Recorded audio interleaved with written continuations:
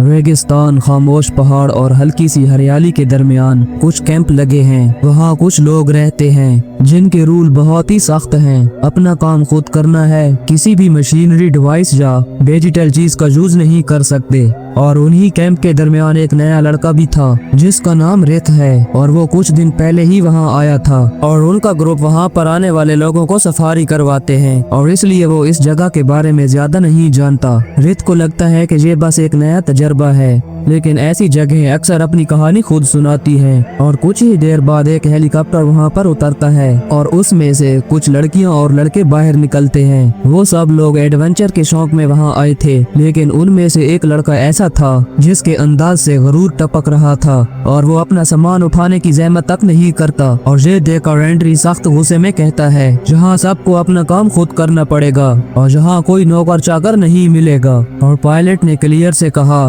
मैं जा रहा हूँ, तुम लोग अपनी हिम्मत पर ये वक्त गुजारो और तभी वापस आऊंगा जब तुम्हारी ट्रिप खत्म होगी। और क्लियर ने सबको देखकर कहा, और अब हमें किसी डिवाइस की जरूरत नहीं, असल मजा तो तब है जब हम फितरत को बहुत करीब से देखें और अपने दिल से महसूस करें। सब ने अपने फोन पॉलीथीन में डाल दिए और क्लियर ने सबको रास्ता बताया। हमें 15 मील आगे चलना है। और चलते चलते आयरन सबको बताता है, हमें रुक रुक कर चलना होगा, जहाँ गर्मी बहुत तेज है और ज्यादा चलेंगे तो हमें प्यास लगेगी और ज्यादा पानी पीने से हम थक जाएंगे। और पीछे पीछे रित चल रहा था और उसके आगे क्रिट्सी। लेकिन क्रिट्सी को ये अच्छा नहीं लगता। वो रित से कहती है कि तुम आगे हो जाओ। और रित को थोड़ी देर के लिए तो हैरत होती है, क्योंकि शायद वो उसकी हिफाजत के लिए उसके पीछे चल रहा था। लेकिन कभी कभी जिंदगी में ऐसे लम्हे भी आते हैं जहाँ नियत और नजर का फर्क समझ नहीं आता। और सारा दिन चलने के बाद उनके ग्रुप ने एक जगह रुक कर आराम करने का फैसला किया, और वहीं पर कैंप लगाकर वो थकन के मारे सो गए। लेकिन कभी कभी जो फैसला आसान लगता है वही सबसे मुश्किल हो जाता है। और रात गए आयरन को बाहर से कुछ आवाज सुनाई देती है। उसने देखा तो जंगली घोड़ों का झुंड उनकी तरफ दौड़ता चला आ रहा था, और आयरन की आवाज पर जल्दी से सब बाहर निकल आए। लेकिन क्रिट्सी अभी भी कैंप में थी, और रित ने बगैर देर किए उसके पास जाकर उसको महफूज बाहर निकाल लिया। और ये सीन सबके लिए एक बहुत बड़ा झटका था, और सब बहुत ज्यादा डरे हुए थे। और ऐसे में वो मगरूर लड़का क्लियर पर बरस पड़ा, ये सब क्या है, तुम हमें कैसे बचाओगे? और क्लियर ने उसे बहुत ही प्यार से समझाया, यहाँ लड़ने की जरूरत नहीं है और ये जगह भी सेफ नहीं है, और अब हमें सामान समेट कर आगे बढ़ना होगा।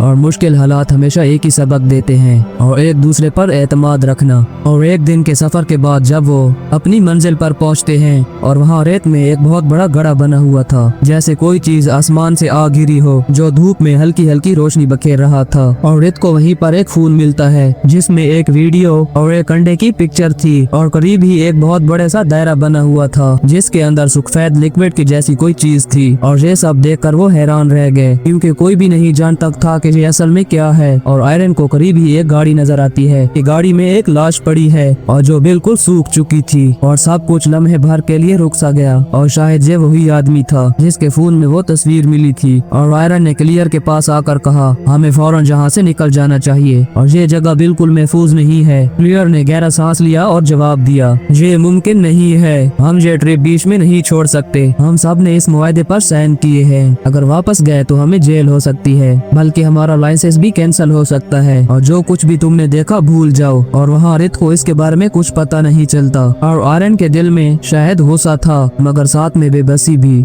उसने सोचा बहस करके कुछ हासिल नहीं हो सकता और खामोश रहना ही बेहतर है। अचानक वो मगरूर लड़का अकेला ही जंगल की तरफ निकल गया, और आयरन ने रित को हुक्म दिया था कि उसे साथ लेकर जाना, लेकिन लड़के ने इनकार कर दिया। और क्लियर को जब ये बात पता चलती है तो वो उन पर बहुत ज्यादा गुस्सा करती है, और वो लोग फौरन उसके पीछे जाते हैं। लेकिन वहीं पर वो खड़ूस लड़का उल्टा उन्हीं पर चिल्लाने लगता है, और उसी लड़के के पीछे अचानक हमें एक मॉन्स्टर दिखाई देता है जो शायद उसी अंडे से निकला था जिसका फोटो हम फोन में देखते हैं। और वो उस पर हमला करने ही वाला था कि आयरन उसके सामने आ गया, और आयरन ने चीख कर कहा, भागो। लेकिन मॉन्स्टर ने आयरन को दबोच लिया, और अगले ही लम्हे उसने अपने खौफनाक दांत आयरन के जिस्म में घोंप दिए और उसका सारा खून पीने लगा। लेकिन जब आयरन की चीखें उन लोगों ने सुनी तो वो फौरन उसकी तरफ भागने लगे, लेकिन तब तक बहुत देर हो चुकी थी और मॉन्स्टर ने आयरन को मार डाला था। और ये मंजर देखकर सबके अंदर खौफ तारी हो गया। लेकिन रित ने सबको हौसला दिया और कहा, घबराओ मत, मुझे मुझे एक सेफ जगह के बारे में पता है और वहाँ पहुंचकर हम सब महफूज रहेंगे। तो वो लोग आगे बढ़ते हैं और कुछ दूर जाने के बाद एक गुफा नजर आती है। वो गुफा बहुत बड़ी और सुनसान थी और रित सबको तसल्ली देता है कि हम लोग यहाँ पर महफूज रहेंगे। और वहीं एक लड़के के हाथ पर अचानक से कोई चीज रेंगती हुई नजर आती है और वो सब चौंक कर देखने लगते हैं। दीवारों और छत पर छिपकली के जैसी कुछ अजीबोगरीब चीज थी और खामोशी एकदम खौफ में बदल गई। और वहीं सबको अंदाजा होता है कि ये कोई आम गुफा नहीं है, दरअसल ये उसी मॉन्स्टर का ठिकाना है और वो छिपकली की जैसी जो चीज है वो शायद उसके बच्चे हैं। और उस अजीबोगरीब मखलूक को देखकर वो सब भागने लगते हैं, लेकिन एक लड़का पीछे रह जाता है और उसके पंजों में फंस जाता है। और रित ने पूरी जान लगाकर उसे खींचने की कोशिश की, लेकिन मॉन्स्टर ने उसे घसीटकर अंधेरे में गायब कर दिया। और सब ने तय किया कि अब रुकना मौत को दावत देना है, इसलिए वो रात भर चलते रहे। कई घंटों के बाद वो दोबारा उसी जगह पर आ पहुँचे जहाँ वो व्हाइट लिक्विड मिला था। और वहीं पर रित उस पुरानी गाड़ी को देखता है और रित क्लियर से पूछता है कि क्या तुम्हें इस चीज के बारे में पहले से पता था। और क्लियर ने एक लम्हा खामोश रहने के बाद आहिस्ता से कहा, हाँ। और ये सुनते ही उसका सब्र टूट जाता है और वो गुस्से से उस पर भड़क पड़ता है। तुम्हें अंदाजा भी है तुमने क्या किया है? न जाने कई जाने खतरे में डाल दी और इसी वजह से हमारे कई लोग मारे गए और तुम सब जानते हुए भी हमें यहाँ पर घसीट लाई। और क्लियर की नजरें शर्मिंदगी से झुक गईं और उसके पास अल्फाज नहीं थे। रित ने अब फैसला किया कि वो अभी इस ग्रुप का लीडर बनेगा, हर चीज अपनी नजर के सामने, हर फैसले की जिम्मेदारी खुद लेगा ताकि दोबारा कोई नुकसान ना हो। और रित ने सबको कैंप तक पहुँचाया और हर कदम पर खतरे की घंटी बजती महसूस हो रही थी। और वो सबको फोन वापस कर देता है ताकि वो फौरन अपने चौपट को बुला सकें। और क्लियर कहती है आज रात हमें यहीं रुकना होगा, चौपट कल सुबह तक जहाँ पहुँचेगा। तो रित उनसे कहता है कि हमें इसी जगह पर रहना होगा क्योंकि यही हमारे लिए सबसे महफूज है। लेकिन वो गलत था।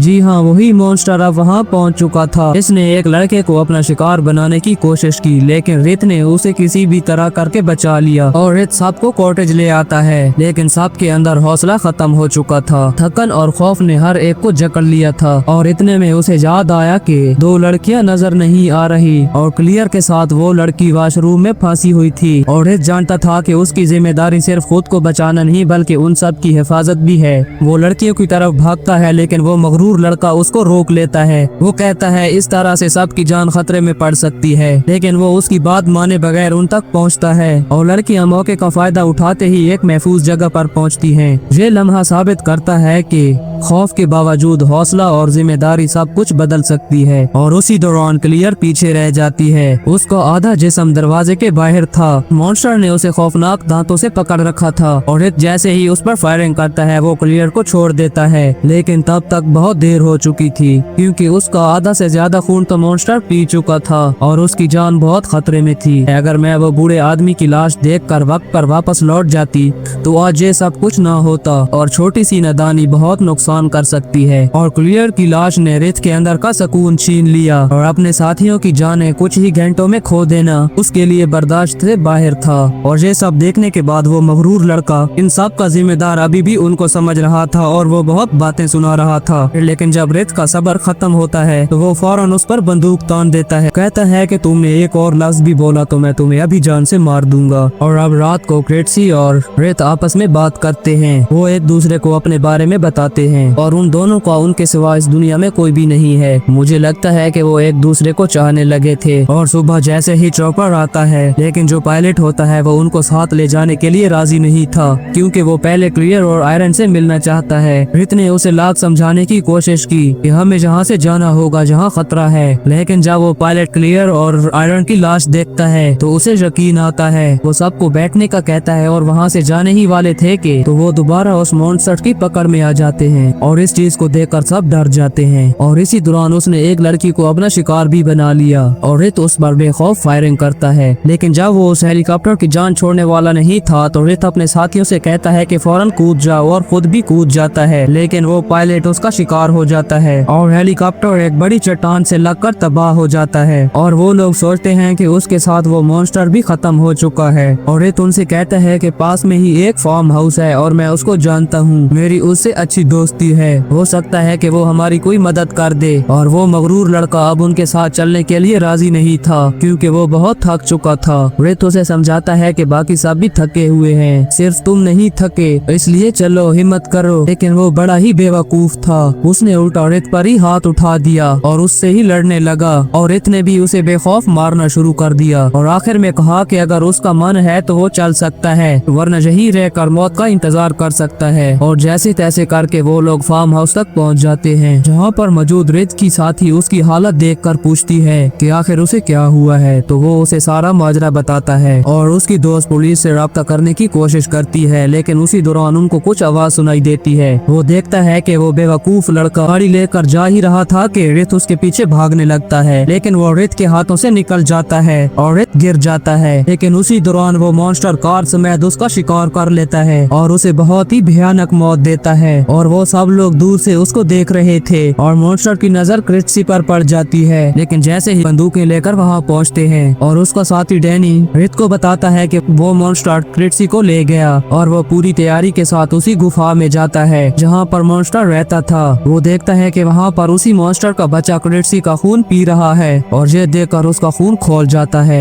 और वो बगैर कुछ सोचे उस बच्चे को शूट कर देता है। और जैसे ही उस शूट की आवाज मॉन्स्टर तक पहुँचती है, जब वो अपने मरे हुए बच्चे को देखते हैं वो और ज्यादा खूनी प्यासे हो जाते हैं। लेकिन रित भी हार मानने वाला नहीं था और रित गुफा को ब्लास्ट कर देता है और क्रिस्टी को लेकर वहाँ से फरार हो जाता है। लेकिन वो मॉन्स्टर भी इतने जल्दी उनकी जान छोड़ने वाला नहीं था, इसलिए रित का दोस्त जो है डैनी वो एक प्लान बनाता है। वो कहता है कि हम इसे ब्लास्ट या करंट लगाकर मार सकते हैं। मुझे लगता है कि ये प्लान काम कर सकता है। लेकिन मॉन्स्टर तो डैनी तक पहुंच चुका है और रित किसी तरह उसको उस वायर तक ले जाता है जिसमें उन्होंने करंट छोड़ा था, लेकिन सब कुछ फजूल जाता है। और इसी दौरान रित की दोस्त देखती है कि वो मॉन्स्टर उस धमाके वाली जगह पर है, तो वो फौरन गाड़ी को भगाकर उस मॉन्स्टर की तरफ ले जाती है। रित उसको रोकने की कोशिश करता है और उसने उनकी बात ना मानते हुए मॉन्स्टर और ब्लास्ट वाली जगह पर जाकर ब्लास्ट कर देती है। शायद वो उनकी जान बचाने के लिए अपनी जान की परवाह नहीं करती, लेकिन उसकी कुर्बानी बेसूद जाती है। वो मॉन्स्टर अभी भी जिंदा है और रित काफी सोचने के बाद एक बॉम्ब उसके टेंटिकल्स के अंदर डाल देता है और उसका ये तरीका काम कर जाता है और वो वहीं पर खत्म हो जाता है। और उसकी बेखौफ मेहनत के बाद बचे हुए लोग खुद को महफूज समझते हैं और उसी दौरान पुलिस भी पहुंच आती है। रित की साथी ने उनको कॉल जो की थी, लेकिन वो थोड़ा सा पहले आते तो उसकी साथी की जान बच सकती थी। एडवेंचर पर जाना और फितरत को एंजॉय करना ठीक है, लेकिन खतरा नजरअंदाज करने से नुकसान हो सकता है।